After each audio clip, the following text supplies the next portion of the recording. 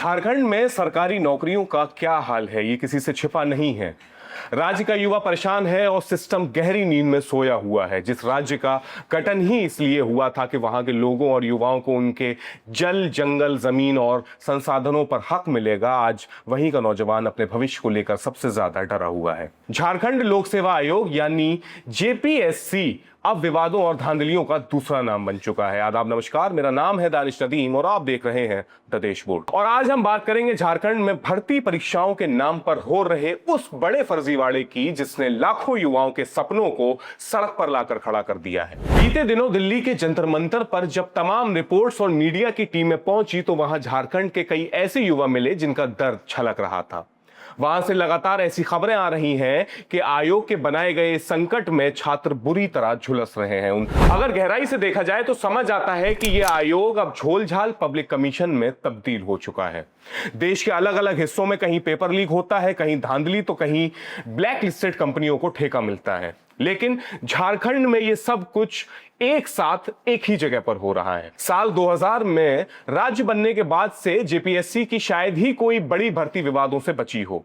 हाल ही में आयोग ने 14वीं कंबाइंड सिविल सर्विसेज मेंस परीक्षा सहित 9 अहम परीक्षाओं को अचानक स्थगित कर दिया। इसमें सिविल जज, APP backlog, inspector of factory और प्रोजेक्ट मैनेजर जैसे कई महत्वपूर्ण एग्जाम शामिल थे। बवाल तब शुरू हुआ जब 14वीं सिविल सेवा के प्रीलिम्स के नतीजे आए।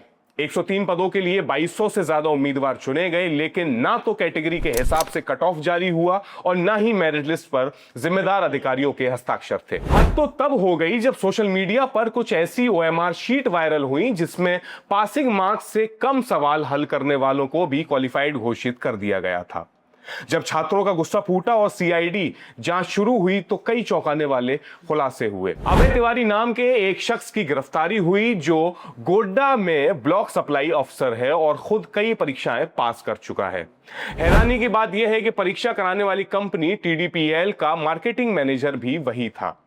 दावा है कि 2021 में यह शख्स रांची के एक होटल से अपना खुद का एक समानांतर भर्ती आयोग चला रहा था, जिस टीडीपीएल यानी TSR data processing private limited नाम की लखनऊ स्थित कंपनी को परीक्षा का जिम्मा मिला था। उसे खुद जेपीएससी ने पहले ब्लैकलिस्ट किया था और उत्तर प्रदेश में भी उस पर बैन था। इसके बावजूद एक ब्लैकलिस्टेड एजेंसी को दोबारा छात्रों के भविष्यों से खेलने का ठेका दे दिया गया। इस पूरे घोटाले के तार सिर्फ दलालों तक सीमित नहीं है। जांच की आंच जेपीएससी के पूर्व अध्यक्ष एल ख्यांगते के घर तक पहुंची और उन्हें इस्तीफा देना पड़ा। रिपोर्ट्स बताती हैं कि जनवरी में भी उन्हें ओएमआर शीट में गड़बड़ियों की शिकायत मिल गई थी, लेकिन उन्होंने कोई कार्रवाई नहीं की। आज हालात ये हैं कि 11 भर्तियों की जांच सीबीआई कर रही है और कई नई परीक्षाएं लटकी हुई हैं। ऐसे में सवाल उठना लाजमी है कि जो सरकारें अपने विधायकों को बचाने के लिए चार्टर्ड प्लेन और रिजॉर्ट का इंतजाम कर सकती हैं, वो युवाओं की परीक्षाएं ईमानदारी से क्यों नहीं करा सकती। राष्ट्रीय स्तर पर पेपर लीक का मुद्दा उठाने वाले बड़े विपक्षी नेता भी अपने गठबंधन वाले राज्य झारखंड पर चुप्पी साधे हुए हैं। सिस्टम की इस नाकामी ने उन परिवारों को तोड़ कर रख दिया है जो अपना पेट काटकर बच्चों को कोचिंग भेजते हैं।